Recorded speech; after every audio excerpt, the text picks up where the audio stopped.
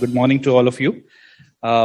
Before I begin, healthcare is one sector essentially where it has played a very, very important role for the last 2 years in our lives. And had it not been for the healthcare sector, the difficult times that essentially we've all gone through is something that we wouldn't have seen the daylight. So, thank you for all of the healthcare sector in terms of your contribution in some way or the other to kind of contribute to,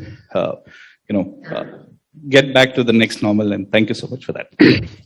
Right. So, in terms of the topic today, I'll welcome, of course, our panelist. But I'll just set the context before we get to the questions. And essentially, we've seen data. As we say, the data is the next oil, and there has been a significant increase of use of data in the healthcare sector.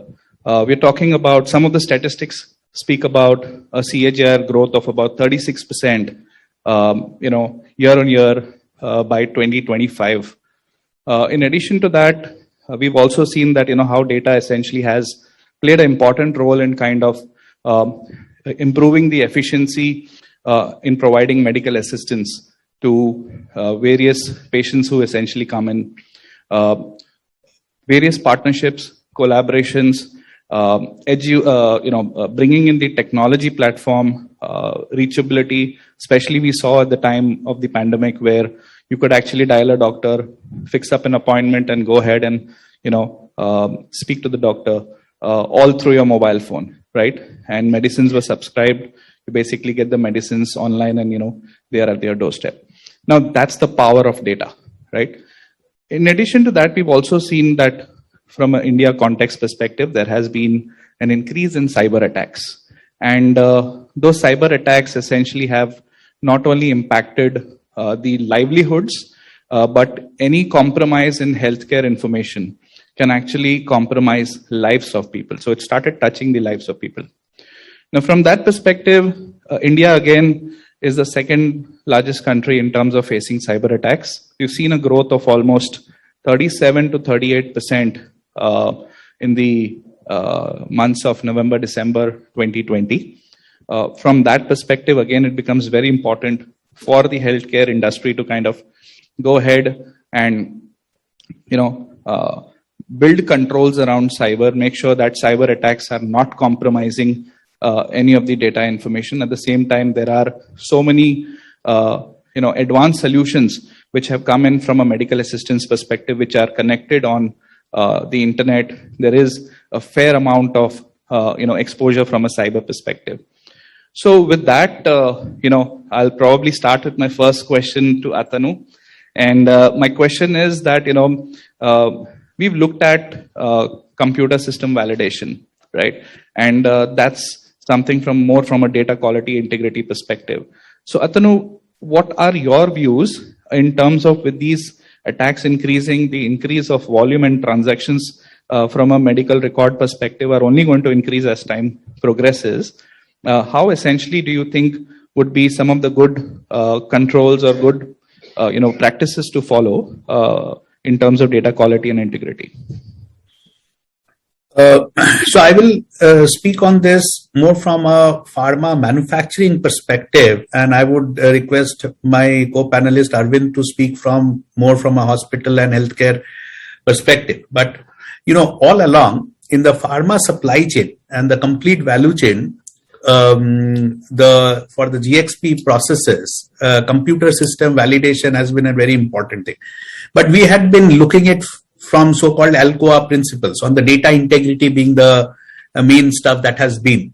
But over the last couple of years, we have also brought in cyber security as part of the design of the solution itself. Not that FDA has asked us to do that, but that has happened actually by design by the practitioners themselves in the company. So when we are designing the various applications and solutions, mostly in the manufacturing part, quality part, and more because it is an integrated ecosystem these days. We have operational technology integrating with information technology, machines, and information systems talking to each other. Cyber security has to be part of the design itself. So that is what we are trying to do, and putting that as part of the validation protocol. Many checks on cyber security, so that the integrity of the data is maintained, and threats come from inside as well as from outside, whether knowingly or unknowingly. So how do you protect from internal threats from a cyber security perspective, where people are careless about some protocols to be followed, put a wrong thumb drive, backups not being taken properly. So as hygiene as that, to somebody purposefully doing a potential sabotage. So how do you do that?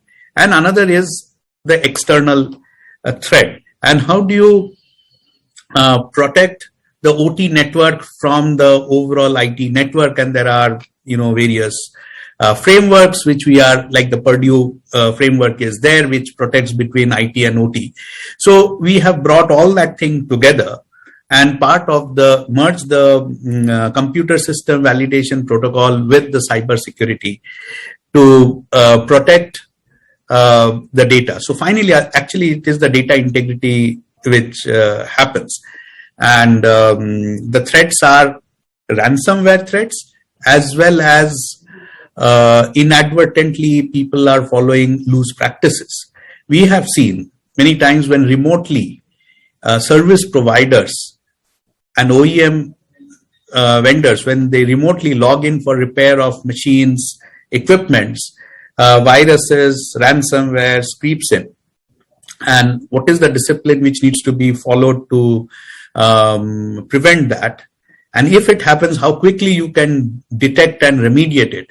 Those are the important principles which needs to be followed. So it is as part of the design, as part of the discipline, what is the protocol you will follow. Building awareness among people, I find, is one of the, I wouldn't say biggest challenge. It is a challenge, but that is where significant focus has to be provided. Technology solutions have increased over the years, and that is definitely helping us. Endpoint detection solutions and use of artificial intelligence in detecting a threat, and behavioral part of it, which I alluded to, those are helping in today's environment. Thank you, Atanu. I think you've given a very good rounded view in terms of a 360-degree view in what are the elements, and I think you've touched upon couple of areas, right from computer system validation to actually cyber attacks. You also spoke about some of the areas, like for example, the weakest chain in your entire ecosystem, where people essentially put in the USB drives and try to extract data. That also can actually lead to certain malicious files or malicious content coming into the environment, and based on that, of course, creating a fair bit of backdoors and opening up potential damage in terms of breaching of information or stealing of information, or even making systems unavailable at the time where you really need it. So I think fantastic view. Arvind, what are your views on computer system validation? And of course, my following questions do dwell upon the framework and the OT side. So please share your opening comments, and then we'll get into the details of some of the areas and hear your expert views. Thanks. Thank you, Akshay. And rightfully, as Atanu has put it, it's fundamental in terms of embedding this as the design element of the code. So a major shift for organizations that have existed for more than 20-25 years in the healthcare and pharma side, this concept of privacy and security by design, it wouldn't be wrong for me to say it's a little more new. And why do I say it's new? Is all along we've been building systems and we've been putting a layer of privacy and security on top of it. thinking that somebody is going to come from outside and only attack or harm. But there can be stuff that is collateral damage also. So when you're looking at standards, you have to ensure that you are embedding this by design. And immediately the moment you start thinking of privacy and security, and I'm using privacy and security purposely as synonyms. Indeed, we can debate on the differences that are there, but when you look at it as an organization, when you look at it as business, when you look at it as economics, the line is too thin. And the mutual damage that it can cause to business in terms of bad activities is immense. Design immediately translates to standard operating process also. So as you're building systems, you're also building the organization to start reining in with that level of discipline. And the moment we start talking standard operating process, we are also having to necessarily adhere to the human element of it and how we build it into every single employee or every single organization members, KRAs.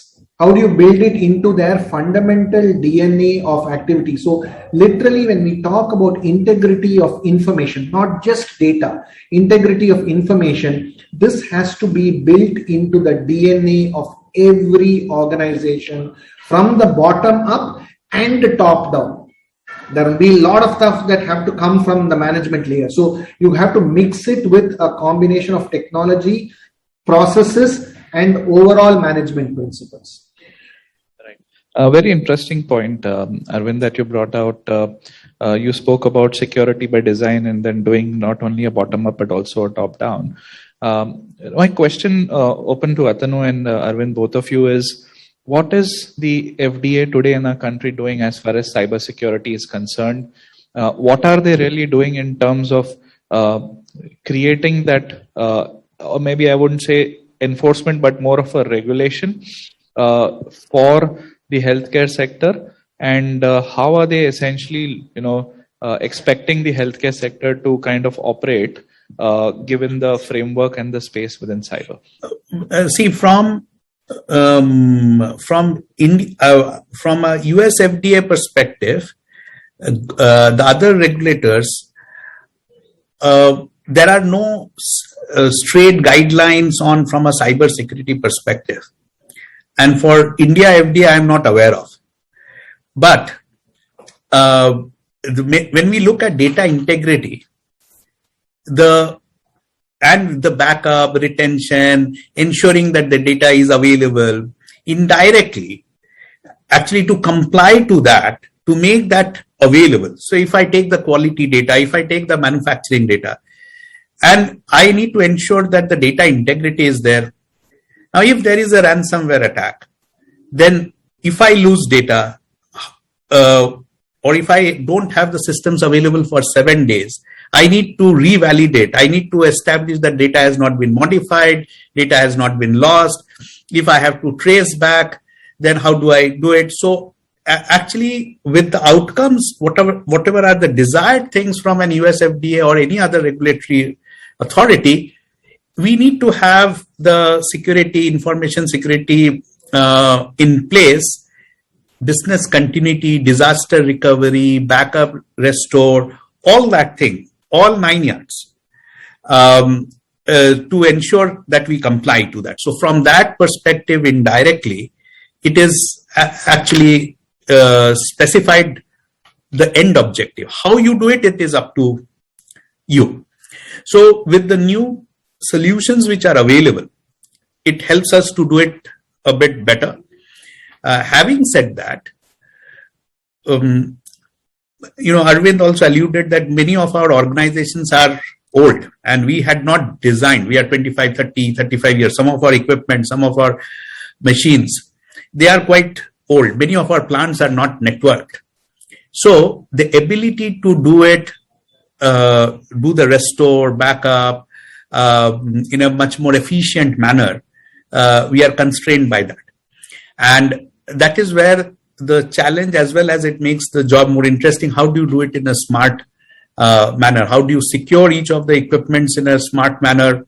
you have to integrate because that gives you a significant amount of value. So you want to integrate your operational technology with information technology because it gives you significant value. You want to do Industry 4.0 because that gives huge productivity, analytics to make that happen. While you are doing that, how do you secure your data? How do you ensure data integrity?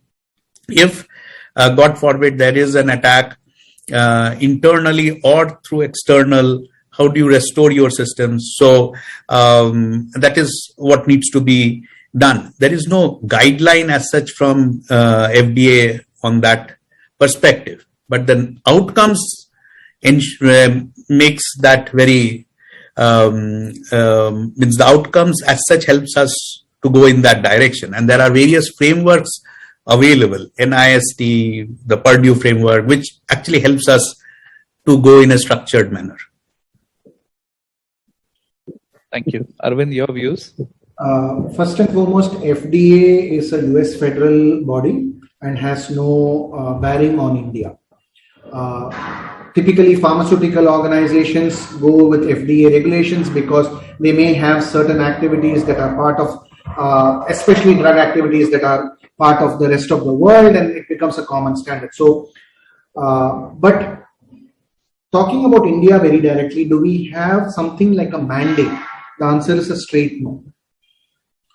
IT Act of 2000 and the subsequent amendments give a significantly good framework. Unfortunately, it's loosely worded that it is not binding. Now, being healthcare, I don't think any of us should be not very compliant in terms of just what does law state. I think we need to do it what is right, and primarily because we are dealing with the lives of patients. So merely banking on that the law is not tightly worded and mandating is irresponsible.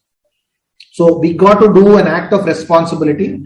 And to what Atanu was also alluding to, there are frameworks like the NIST, which are again it's a United States framework, but taking the good practices out of it, and those that are not applicable in the Indian context, but taking the essence out of it.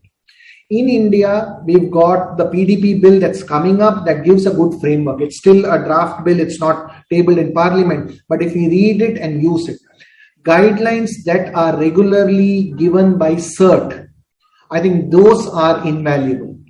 And then we have bodies like the Data Security Council of India, DSCI, who have a cybersecurity framework and a privacy framework. Going through those frameworks as best practices and internal to every organization, not treating it like a best practice, but treating it like a mandate, is how we would be doing better in making our systems ready and being more responsible. So I would really go at, it's an act of responsibility, and use the best practices and find its closest map to the Indian framework. From a technology perspective, there are a lot of cognitive solutions that are available that can help us. I think do a mix and match of that is how we'll see standards being implemented here. Yeah, I think Arvind, again, you unwrapped the question very well, and you went layer by layer, and I think that's just a great clarity of thought in terms of the direction in which today the healthcare sector, especially the hospitals as well, are looking at. One is, of course, there are some pharmaceutical companies which have a US presence. So from that perspective, under the FDA CFR 21 CFR Part 11 is something that does talk about various areas on, a bit on security, but more on the integrity and the availability side as well. Then, of course, you mentioned about the NIST framework, which has got fair bit of security controls, which also talks about not only how you basically go ahead and secure, but also how do you respond in case there is a cyber incident. In addition to that, of course, you spoke about CERT for people who are aware of not aware of what CERT does. It's Computer Emergency Response Team of India under the Ministry of IT and Electronics, who have also laid down certain rules under the Indian IT Act which basically talk about how do you react to a cyber incident, how do you basically respond, and how do you report the incident. Right. So I think, great views there, Arvind. Thank you so much for that.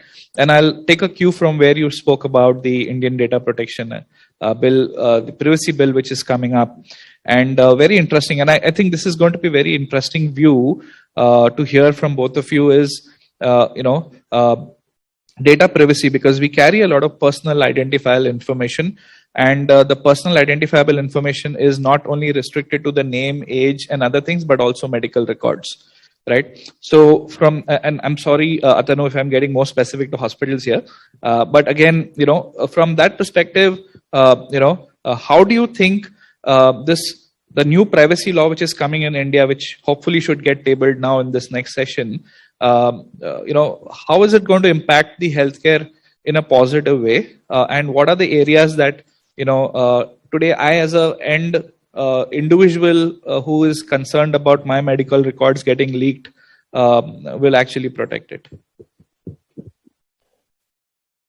Akshay, we are dealing with healthcare, we are dealing with a life, and in general, everybody understands that this is something that is a very personal bit of information. I'm talking from a very societal viewpoint. But when you're looking at this also, as this is societal, but this is still not law and mandated.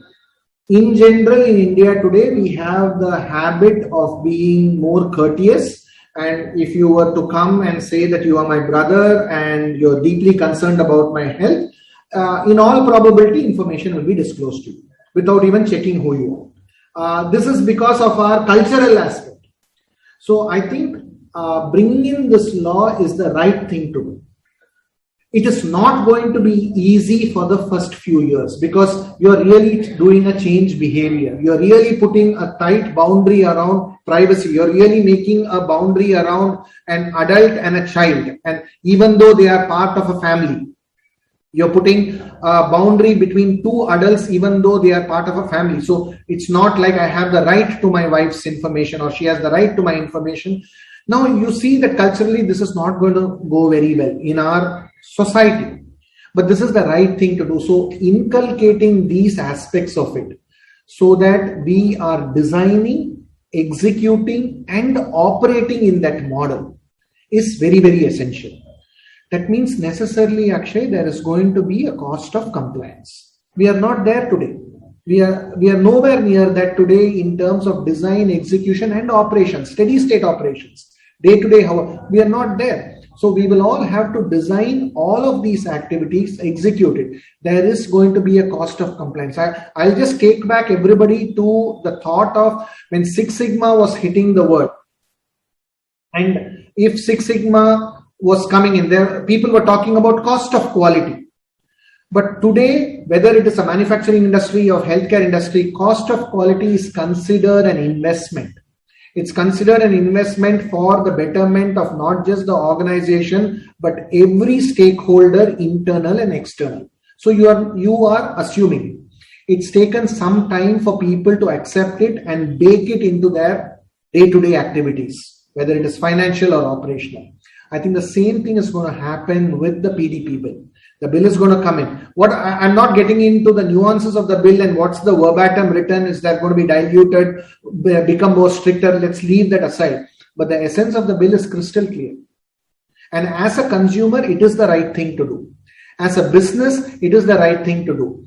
How strict it is and whether it is right for India on day one is debatable.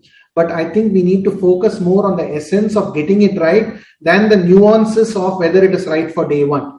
I think that is where we have to put our attention into, and that will give a wholesome view for healthcare industry in terms of how it practices. I'll draw your attention to one more aspect. India is the hub for medical activity internationally. So it's not just for India, but we are also doing it because healthcare is a very viable economic segment of our industry and economy. And doing it right for the world, I think is even more important, and thereby bringing all of this together. So there is going to be a little bit of a turbulence at the start, but I think we need to operate in the right zone. Thank you so much. We have 5 minutes more to go, so I'll take one more question and then we'll summarize the discussion. And this question is to Atanu. So Atanu, you did touch upon the operational technology piece. From an operational technology perspective, we've seen a lot of examples where compromise to medical device equipments essentially has impacted the lives of people. For example, there was an example in one of the hospitals in UK. Because of a cyber attack, one of the major surgeries had to be averted by a day, right? Thankfully, nothing went wrong with the patient, but of course, we know if it was a critical and a time-sensitive surgery, what could have gone wrong. Now, question here is that you did speak upon and you touched upon segregating the operational technology environment with the IT environment. Could you just throw some more light in terms of what are the top 3 or 4 best practices today that can be followed in terms of treating these biomedical devices or other devices which come under the category of operational technology and of course IoT? Akshay, do we have Atanu? Atanu dropped off. He had something to sing, but I'll take that question. Sure. Stand in for our colleague there. See, when you're looking at operational technology and biomedical equipment, best practices is to layer your network. And when we say layering network, you have to have a necessary network on a business pipe and a daily operational pipe. In the business pipe, you'll have to further layer your network in terms of whether it is medical imaging, medical related data transfer, or it is clinical and transactional data transfer. And this is also for the best practices of using the bandwidth, using the throttling the bandwidth so that you get the optimal speed, efficiency, and throughput. In addition to it, then that's where come the layers of networking that will help in terms of protecting information, monitoring what data flows where. So layering the network, monitoring the data flows, creating those optimal pipes of checking what is normal and abnormal, because you know that for every certain transaction, what is the range in which the data bytes can flow. So implementing solutions, and this is where I think AI and ML in cybersecurity for operational management is of a great benefit. Implementing cognitive solutions. I'm using the word cognitive particularly because they need not necessarily always be AI and ML. They can be prescriptive and predictive also. Using those and bringing in those layers of alerts and reminders for constant and consistent monitoring will do a lot of help in ensuring that these are well protected and there is no unwanted crosstalk. Many times false positives are equally problematic. So no unwanted crosstalk, so monitor it with efficiency. Furthermore, design the software so that unnecessary data transfer is not there. I'll give you a small example. If you have the patient's, let's say, the medical record number or what is called the UHID, you have that. You are from the transactional system, you have all the other information. Why waste your time in always putting a number, a first name, a last name, a date of birth, a gender, so on and so forth. Now, from a networking standpoint, unnecessary information.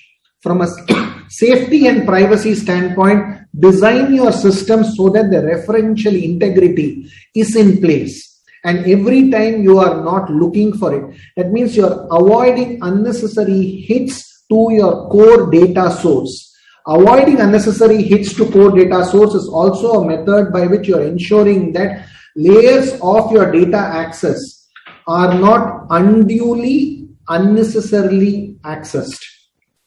So you know exactly when somebody is coming in, you know who is coming in and who's going out. It's like a metered door where you know that somebody is coming in with an access card or a biometric, and you know that that person is a valid person. You're not checking whether he's an employee of the company. Okay, so you have your layered nature of security. Of course, this is where the drive-bys will happen also, because you start trusting systems. Trust but verify. I think that would be a very important design principle to look at. Interesting thoughts, and times to come. Essentially, and in fact, I had just one hypothetical question. I don't know if will our country ever see a patient walking in without actually registering himself or herself at the time of admission? Will technology enable that? God willing, the answer is yes. And why do I say yes? Because that's really what the National Health Authority is going towards. You saw the Prime Minister unveiling the individual health ID. So everybody can go in, register. It's a secure system. And obviously, we've got a long way to go. That's why I said God willing, yes. And more, actually, I don't want to blame it, since it's a hypothetical question. I don't want to blame this on God. I will blame this on if human beings willing. Because God has already built it in terms of networking systems and bringing systems into collaboration. It is us who are not designing systems to collaborate and talk in industry standard terminology, wherein exchange of information is possible. So I would say maybe 10 years, we will start getting to about a high degree of a situation where an identity can be validated by an entity that need not be always present with a person. You can do it with a biometric, you can do it with a QR code, so on and so forth. But I would, if you want me to venture a time, it's 10 years. But 10 years after human beings have decided that they actually want to do it. So it's a change management that is more causing us to not do this. We aspire, but we don't change. So a hypothetical question, but a philosophical answer, I think we need to have the will to do it. Absolutely. And thank you so much for that perspective. And, I really thank Arvind for your valuable time. I think fantastic insights. And of course, Atanu as well. Unfortunately, he's not there with us right now. I'm sure that would be something very important that he would have to attend to. But I think, just to quickly summarize, I know we are already over time, but I'll take another 1 minute, where we're talking about how the data, essentially, the volume of information is going to increase. Some of the important points which came up from the panelists essentially was bringing in the importance of artificial intelligence and machine learning within cyber. How do you basically predict an attack? How do you basically make actionable intelligence out of the cyber attack? Because today, if a patient's record is getting compromised, or a patent essentially is getting compromised in a pharmaceutical industry, or essentially you have any non-compliance against a regulation which can actually penalize the organization very severely, is something that needs to be protected. And of course, last but not the least, the medical devices which are getting more and more sophisticated, they're getting more and more connected, and today technology is here to not only basically create efficiencies, but also to see how we could basically bring down the cost of healthcare for individuals down, in terms of building the efficiencies, trying to make this world more connected, get more collaborative, and also try to see the turnaround time to medical assistance is as low as possible. So with that, once again, thank you so much. And thank you for being a patient audience. Thank you.